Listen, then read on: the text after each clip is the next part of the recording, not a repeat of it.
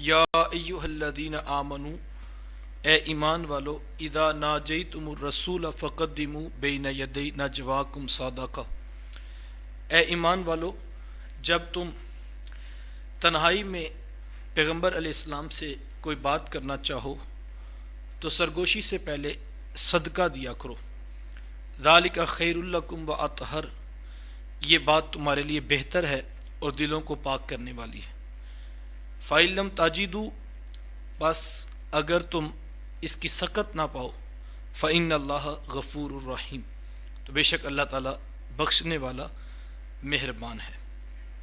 اس آیت کا شان نزول علماء کرام نے اس انداز میں بیان کیا ہے کہ حضور علیہ السلام کے پاس کثرت سے لوگ آ کر گفتگو کیا کرتے، اور کچھ لوگ خاص طور پر حضور کو الگ کر لیتے اور اپنی کوئی پرسنل بات، کوئی ذاتی بات کہنا ہوتی تو وہ سرگوشی کی صورت میں حضور کی خدمت میں عرض کیا کرتے۔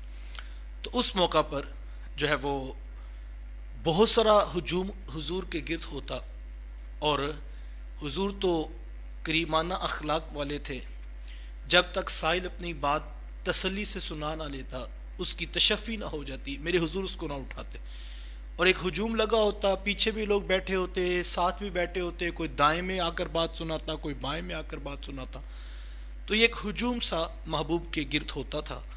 اور خود رب قرآن میں فرماتا ہے کہ وَلَوْ كُنْتَ فَظًّا غَلِيظَ الْقَلْبِ لَانفَضُّوا مِنْ حَوْلِكَ، محبوب اگر تو ترش مزاج ہوتا، تو ماتھے پہ تیوریاں چڑھانے والا ہوتا، تو اتنے لوگ تیرے گرد کبھی جمع نہ ہوتے۔ یہ تیرے خلق کریمانہ کا تصدق ہے کہ تیرے گرد ہجوم عاشقاں ہیں۔ تو حضور کا لہجہ میٹھا تھا، اخلاق اچھے تھے، تو لوگ حضور کو باتیں سناتے، آقا کریم علیہ السلام کو آ کر دکھڑے سناتے، حضور ان کی گفتگو سنتے، ان کو اچھا مشورہ دیتے۔ تو یہ ایک ساری کیفیت تھی۔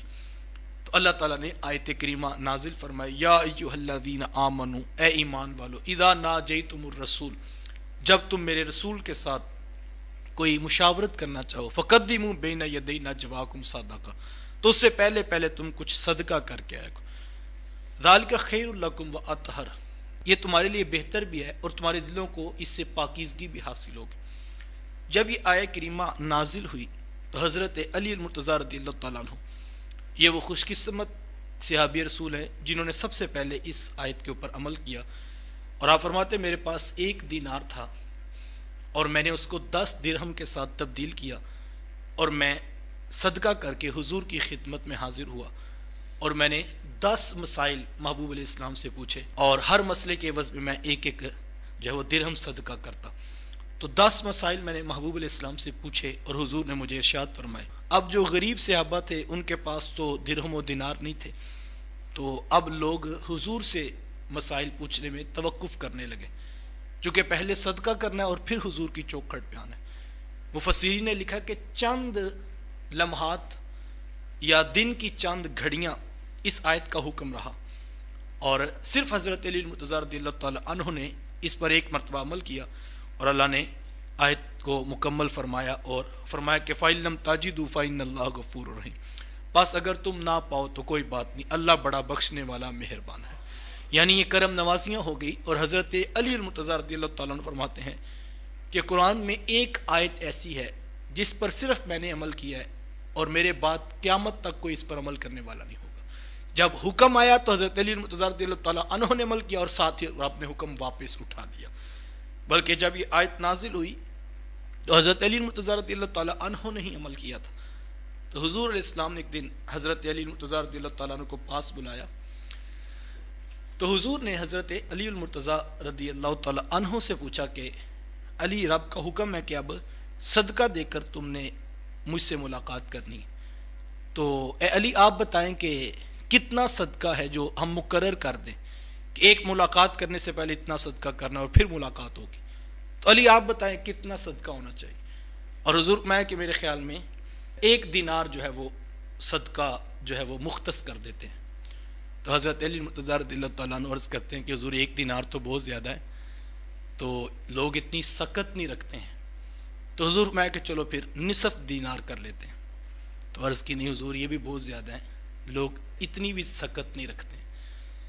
محبوب علیہ السلام نے جو ہے وہ بات پلٹا دی اور کہا اچھا علی، پھر آپ بتائیں کتنا صدقہ مقرر کریں. اللہ اکبر، کس قدر عظیمت والی بارگاہ ہے میرے حضور کی بارگاہ. تو حضور میں اچھا پھر علی آپ بتائیں نا کتنا صدقہ مقرر کریں.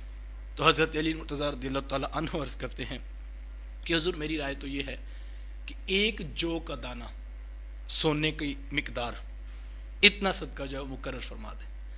تو حضور نے آگے پتہ کیا فرمایا؟ حضور میں علی آپ نے تو بالکل ہی تھوڑے کر دیے. اللہ اکبر، علی آپ نے تو بالکل ہی تھوڑے کر دیے. اللہ اکبر. تو حضرت علی مرتضیٰ پھر آگے آپ نے پھر حکم اٹھا لیا، فَإِن لَمْ تَجِدُوا فَإِنَّ اللَّهَ غَفُورٌ رَحِيمٌ، اگر تم نہ پاؤ تو اللہ بخشنے والا مہربان ہے. تو یہاں پر مفسرین نے یہ سوال اٹھایا کہ رب کو پہلے بھی پتا تھا کہ صحابہ غریب ہیں، یہ ایک دینار بھی نہیں دے سکتے، آدھا دینار بھی نہیں دے سکتے، اور ایک جو کے دانے کی مقدار سونا بھی خیرات کر کے نہیں آ سکتے. تو رب حکم ہی نازل نہ کرتا، بعد میں جو حکم اٹھا لیا. اور آگے فرمایا اَأَشْفَقْتُمْ أَن تُقَدِّمُوا بَيْنَ يَدَيْ نَجْوَاكُمْ صَدَقَاتٍ، کیا تم اس حکم سے ڈر گئے کہ تمہیں سرگوشی سے پہلے صدقہ دینا چاہیے؟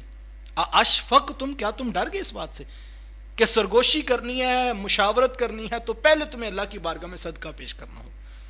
فَإِذْ لَمْ تَفْعَلُوا وَتَابَ اللَّهُ عَلَيْكُمْ، پس جب تم ایسا نہ کر سکو تو اللہ نظر کرم فرمانے والا ہے تمہارے اوپر.